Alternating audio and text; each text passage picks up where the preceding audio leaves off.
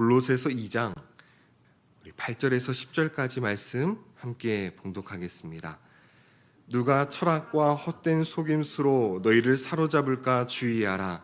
이것은 사람의 전통과 세상의 초등학문을 따름이요 그리스도를 따름이 아니니라. 그 안에는 신성의 모든 충만이 육체로 거하시고 너희도 그 안에서 충만하여졌으니 그는 모든 통치자와 권세의 머리시라. 아멘. 골로새서는 이단으로 흔들려 있는 골로새 교회를 향한 사도 바울의 권면과 교훈이 담겨 있는 책입니다.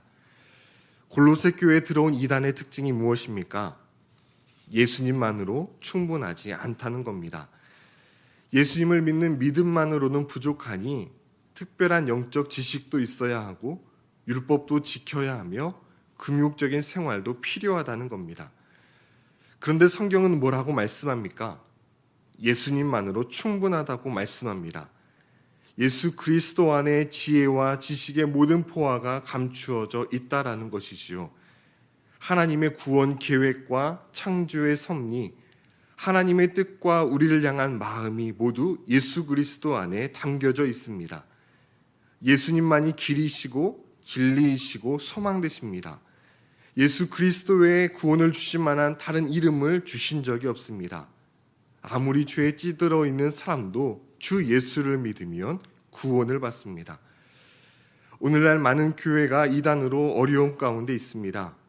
이럴 때 우리가 해야 할 일은 예수 그리스도 외에 더 특별한 지혜와 지식이 있는지 견눈질할 게 아니고요.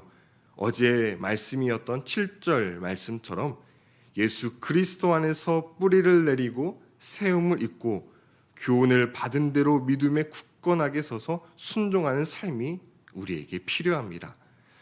자, 오늘 말씀의 핵심도 동일합니다. 우리의 믿음, 우리의 구원, 우리의 신앙은 예수 그리스도만으로 충분합니다. 예수 그리스도 외에 다른 것을 더할 필요가 없고 다른 것으로 대체할 수도 없습니다. 모든 것이 예수님 안에 다 담겨 있습니다. 8절입니다. 누가 철학과 헛된 속임수로 너희를 사로잡을까 주의하라. 이것은 사람의 전통과 세상의 초등학문을 따름이요 그리스도를 따름이 아니니라. 바울은 먼저 골로새 성도들에게 철학과 헛된 속임수를 조심하라고 주의하라고 말합니다. 여기서 철학과 헛된 속임수는 둘이 아니라 동의어로 보는 게 좋습니다. 철학이 곧 헛된 속임수라는 거죠. 물론 세상의 철학, 세상의 학문이 다 쓸데없는 것은 아닙니다. 철학은 인간과 세상에 대한 근본 원리와 삶의 본질을 연구하는 학문이기 때문에 오늘날 신학교에서도 필수 과목으로 지정되어서 배우고 있습니다. 여기서 말하는 철학은, 바울이 말하는 것은 세상의 철학 자체가 무의미하다는 것이 아니라 성경 말씀과는 대조적으로 철저히 인본주의적이고 그래서 그 안에는 하나님이 비밀이 없다라는 뜻입니다. 인간적인 교훈, 인간적인 지혜는 있을지 몰라도 하나님의 비밀과 지혜와 지식의 풍성함은 존재하지 않습니다. 때문에 세상의 철학을 아무리 많이 알고 능통하다고 해서 구원함을 얻는 것은 아닙니다. 진리에 대해서 아는 것도 아니고 심지어 나와 세상에 대해 바로 아는 것도 아닙니다. 만물이 다 그로 말미암고 그를 위하여 창조되었는데 창조주 되신 예수님을 떠나서 세상을 알고 그 예수님께서 지으신 나를 안다는 것은 있을 수가 없는 일입니다. 구체적으로 바울이 말하는 세상의 철학은 영은 선하고 육은 악하다고 주장한 영지주의를 의미합니다.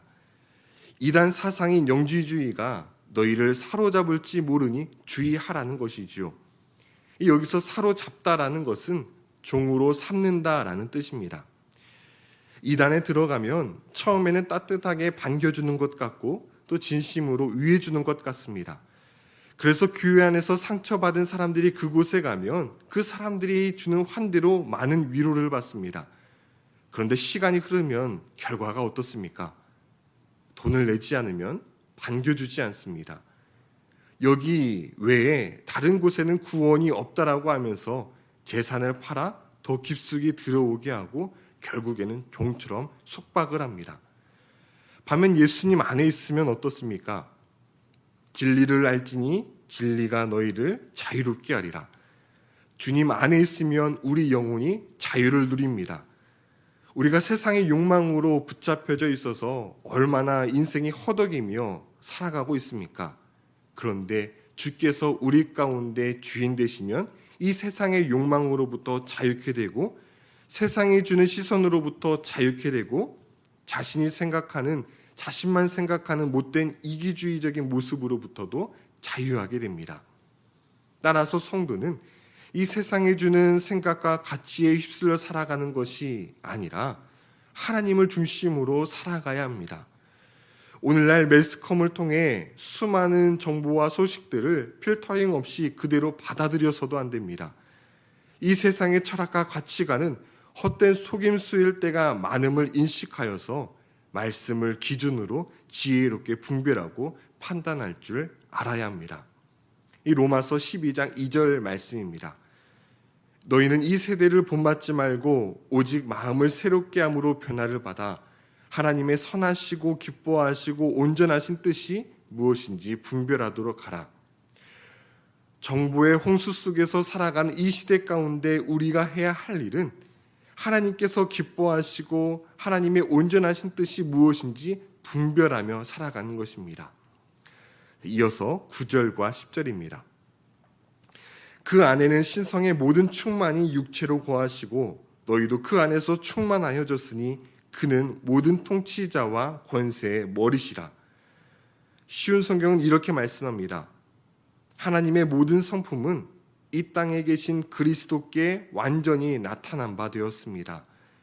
여러분은 그리스도 안에서만 진정으로 완전한 삶을 누릴 수 있습니다. 그분은 모든 지배자와 권세자들의 머리가 되시는 분입니다.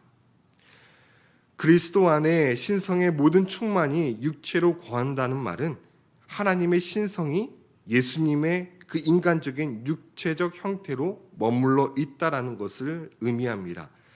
다시 말해 이 말은 예수님께서 혈육으로는 다윗의 후손으로서 완전한 인간이셨으나 영으로는 하나님의 신성이 머물러 있는 하나님의 아들이시라는 겁니다.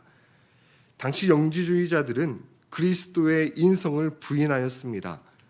하나님의 신성의 모든 충만이 육체적으로 거하였다고 말함으로써 성육신하신 예수님은 완전한 인성과 신성을 동시에 가진 분임을 바울은 여기에서 분명하게 말하고 있습니다. 그러면서 100% 하나님이고 100% 인간이신 예수님을 통해 보이지 않는 하나님을 우리가 목도할 수 있다라고 이야기합니다.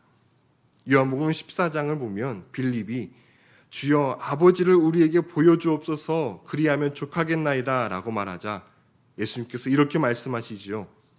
빌립아 내가 이렇게 오래 너희와 함께 있으되 네가 나를 알지 못하느냐. 나를 본 자는 아버지를 보았거늘 어찌하여 아버지를 보이라 하느냐. 내가 아버지 안에 거하고 아버지가 내 안에 계시는 것을 네가 믿지 아니하느냐. 나와 아버지는 하나이니라. 예수님은 하나님의 신성으로 충만하신 분입니다. 때문에 하나님의 신성으로 충만하신 예수님 안에 우리가 함께 있으면 어떻게 되겠습니까? 10절 말씀을 다시 보시면 너희도 그 안에서 충만하여졌으니 우리 역시 충만함을 경험하게 된다라는 것입니다. 많은 사람들의 마음이 텅 비어 있습니다. 곤고하고 참된 만족을 누리지 못하며 살아갑니다. 우리에게는 하나님이 아니면 절대로 채워질 수 없는 공간이 있기 때문입니다. 반면 예수님께서 우리 마음 가운데 거하시면 그분의 충만하심으로 우리 역시 충만한 삶을 누릴 수 있습니다. 수가성 여인이 그러했습니다. 반복적인 결혼과 헤어짐으로 그녀의 자아는 고갈되었고 동네 사람들이 자신을 향해 수군거릴 것이라는 이 열등감에 사로잡혀 그녀는 낮에 물을 기르러 가야 했습니다.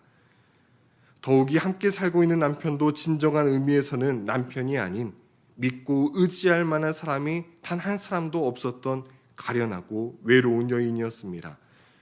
그런 그녀의 마음에 하나님의 신성으로 충만하신 예수님이 찾아오시자 그녀가 변하기 시작합니다. 전에는 자신 안에 있는 콤플렉스로 마음의 담을 높게 치며 자기 안에 감옥에 사로잡혀 있었던 그녀가 주께서 그의 마음에 들어오시자 사람들에게 찾아가 담대하게 와서 보라고 예수 그리스도를 증거하는 사람으로 변화되었습니다. 다윗도 그러했습니다. 여호와는 나의 목자시니 내가 부족함이 없으리로다. 다윗 지금 그의 상황이 평안하고 풍족하고 안정적이어서 부족하다고 말한 것이 아니었습니다. 사망의 음침한 골짜기, 내 원수의 목전이라는 표현에서 알 수 있듯 다윗은 지금 원수의 목전에서 매우 공경한 상황에 처해져 있었습니다. 그럼에도 다윗이 내게 부족함이 조금도 없다라고 고백했던 것은 선한 목자이신 하나님께서 나와 함께 하시어 필경은 나를 의의 길로 인도하여 주실 줄을 믿었기 때문에 내게 부족함이 없다라고 담대하게 고백했던 것입니다. 갓난 아기에게는 자라나는데 필요한 것이 많이 있습니다. 그런데 아이에게 정말 필요한 것은 엄마밖에 없습니다. 엄마만 있으면 갓난 아기는 다 해결된 것처럼 울음을 그칩니다. 엄마만으로 충분합니다. 양은 가장 둔하고 나약하고 가장 미련한, 가장 힘이 없는 짐승입니다. 아마 스스로 힘으로 살아갈 수 없는 짐승은 양밖에 없을 것입니다. 목자가 돌봐주지 않으면 절대로 살아갈 수 없는 짐승이 양입니다. 양은 사람이 키워주지 않았더라면 이 지구상에서 가장 먼저 사라졌을 동물이라고 이야기합니다. 그러나 그런 나약한 양도 목자만 있으면 만사가 오케이입니다. 다윗이 노래했던 것처럼 양은 목자만 있으면 부족함이 없습니다. 목자가 모든 것을 책임져 주기 때문입니다. 양은 내일은 어디에 가서 꼴을 먹지, 어디에 가서 물을 마시지, 내가 어떻게 사망의 음침한 골짜기를 피해갈 수 있지, 늑대가 나타나면 어떻게 하지, 이런 걱정을 하지 않습니다. 이런 걱정들은 사실 다 양이 해야 하고 그리고 준비해야 될 것이나 양은 그런 것 하나 걱정하지 않습니다. 오히려 양이 해야 할 걱정을 목자가 다 해줍니다. 그리고 양의 문제들을 목자가 다 알아서 해결해 줍니다. 하나님이 우리의 목자가 되시고 우리는 그분의 양이라면 우리는 그것으로 충분합니다. 걱정할 게 없고 염려할 게 없습니다. 목자가 우리의 삶을 앞에서 인도하여 주시는데 왜 양이 염려할 게 있겠습니까? 우리에게 정말로 필요한 것은 목자 되시는 하나님이십니다. 양은 목자가 있으면 그것으로 충분합니다. 목자가 옆에만 있어주면 양은 모든 것이 해결됩니다. 목자가 알아서 필요한 것을 채워주고 돌봐주고 인도해주고 보호해주기 때문입니다. 선교사님 출신 어느 목사님이 파송교회에서 한국의 개척교회를 세워주겠다고 하여 돌아오게 되었습니다. 하지만 약속한 교회에서 약속을 지키지 않아 아무런 도움도 없이 교회 개척을 준비하다가 영성 훈련을 위해서 복음학교에 지원했습니다. 이 간사님이 인터뷰 때 이런 질문을 했습니다. 예수님 한 분이면 충분하시죠? 그 말에 한참을 생각했던 이 선교사님은 글쎄요라고 대답하고 한참을 울었답니다. 후원교회 후원을 받으며 안정적으로 선교 사역을 했을 때에는 그렇다라고 쉽게 대답했겠지만 모든 게 불안하고 아무것도 정해진 게 없는 이 막막한 상황에서 지금 네라고 대답하기가 어려웠던 것입니다. 어제 그리고 오늘 하나님께서는 우리에게 계속해서 말씀하십니다. 그리스도 안에 지혜와 지식의 모든 보화가 감추어져 있다. 그리스도 안에 하나님의 신성의 모든 충만이 거하여 있어 우리가 그 안에 거하게만 하면 너희도 충만하여질 수 있다. 풍성한 삶을 살 수 있다. 그러니 너희는 예수님 한 분만으로 만족하며 살아갈 수 있는가? 우리 역시 점검해 봐야 할 문제입니다. 나는 예수님 한 분으로 충분하십니까? 우리도 그렇게 고백할 수 있게 되기를 소망합니다. 아직 그 고백을 할 수가 없다면 주님께서 우리에게 믿음을 주시어 예수님 한 분으로 충분합니다라고 고백할 수 있는 그 시간이 속히 오기를 기도합니다. 함께 기도하겠습니다. 성경은 계속해서 말씀하고 있습니다. 우리는 양과 같은 존재이나 하나님이 우리의 목자 되시니 너희는 부족한 게 전혀 없다라고 말씀합니다. 예수 그리스도 안에 신성의 모든 충만함이 거하여 있어서 우리가 예수 안에 있으면 충만한 삶을 살 수가 있다라고 말씀합니다. 나는 예수님 한 분만으로 충분합니까? 우리가 그 하나님께서 베풀으신 은혜를 기억하면서 주님, 그렇습니다.